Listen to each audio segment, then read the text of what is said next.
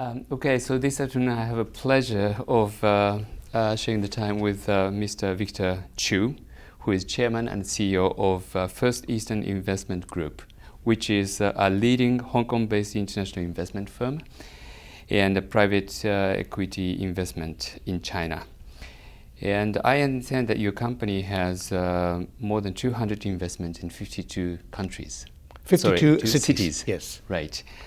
And in the presentation today at the Nikkei Global Management Forum, you talked about this very interesting ecosystem in China, which you compared a little bit with the Silicon Valley, Wall Street in the United States. Could you elaborate on that? Yes, this is a brand new initiative that is in the process of establishing. Right. It's called the Greater Bay Initiative between Hong Kong and 10 cities in the Guangdong province. Mm-hmm. As you know, Shenzhen and the surrounding areas have become a kind of a Silicon Valley of China. Right. You know, they are very much in the forefront of what we now call the fourth industrial revolution in robotics, AI, Mm-hmm. big data. And Hong Kong, of course, is an international financial center, similar to Wall Street or Tokyo.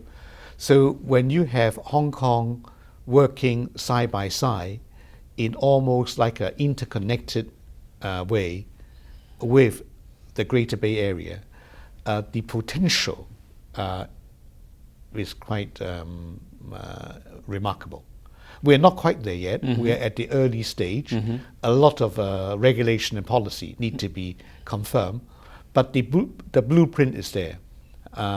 We've just opened this the longest bridge in the world, mm-hmm. linking Hong Kong to this area. Right. And in the past, from Hong Kong to the Greater Bay, you need 2 hours. Today is a 45 minutes, 1 hour drive. So I think the linkage will give us new opportunities in the future. Interesting. So it is a furthermore reason to seriously considering investment in China. In China and also Hong Kong. That's right. And I think the is quite clever because in terms of global governance, the rule of law and the protection of intellectual property rights, Hong Kong, of course, we benchmark to the highest global standards. Yes. And in terms of innovation, fintech, big data, AI, now Shenzhen and surrounding area has advanced a great deal in the last 10, 15 years. So if we are able to synergize those two, it will create a new cluster of expertise that are mutually value adding, and it will create some interesting investment opportunities for everybody. Interesting.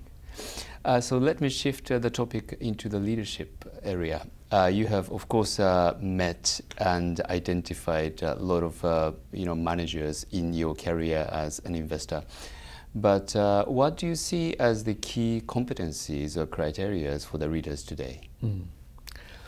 It is, of course, very difficult to generalize because each economy, each market may have its own culture and characteristics, right? But if I look ahead in the next 10, 20 years, rather than just today, I see there will be major disruption and redefinition of a workplace that our generation understand, right? Yes. I see that it's no longer mandatory for people to just work with one career, mm-hmm. Because people are living longer. That's right. And also younger generation are a lot more purposeful in the pursuit of their career. Mm-hmm. They are not just looking for a job's sake. Mm-hmm. They're looking for a purpose. They're looking for contributing in the social justice, social well-being of the community. So if you look at that, I think to attract the best talent, we need a different type of leadership quality. I think the number one quality for a future corporate leader will be humility. By humility, I really mean being enlightened to be able to listen to different voices, being humble enough to deal with not just his peers, but different sectors of his company and his stakeholders.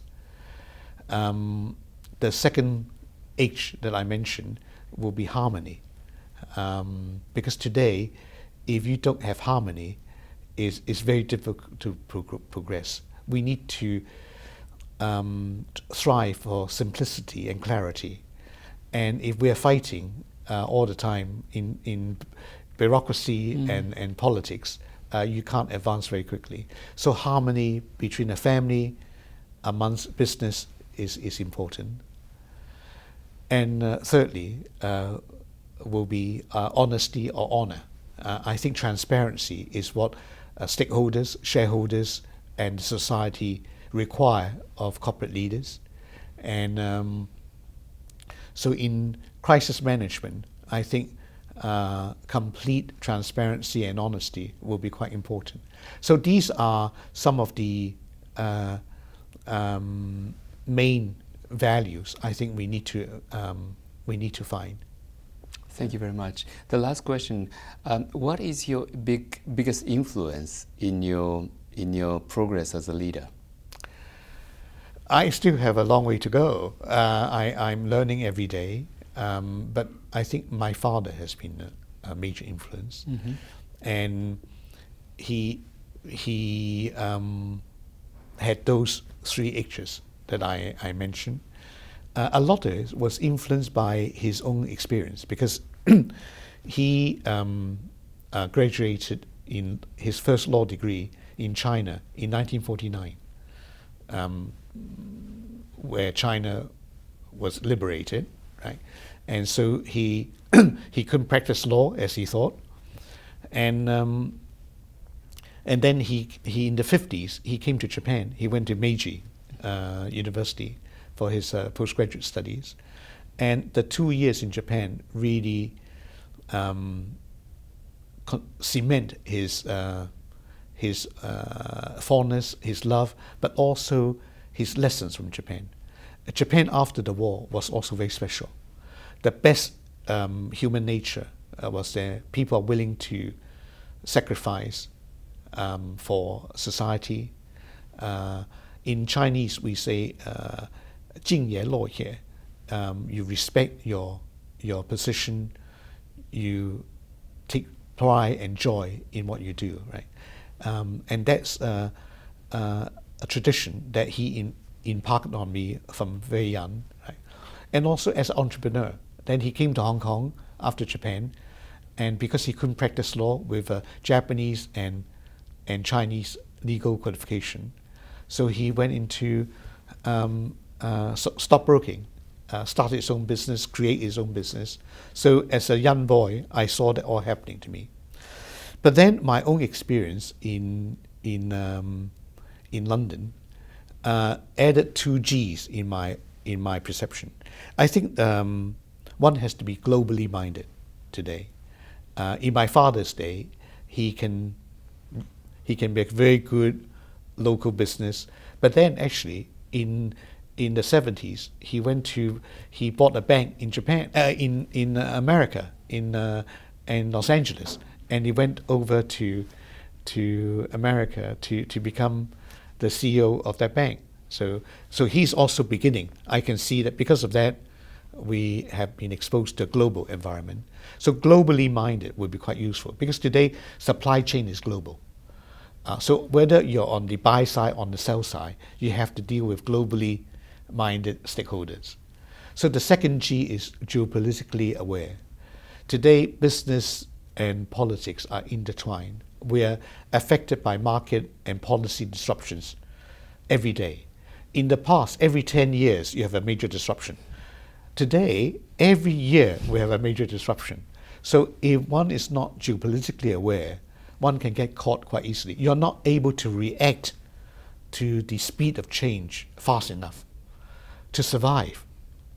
So I think that's why I think these are key survival kits that we need to have to sustain in an ever more disruptive world.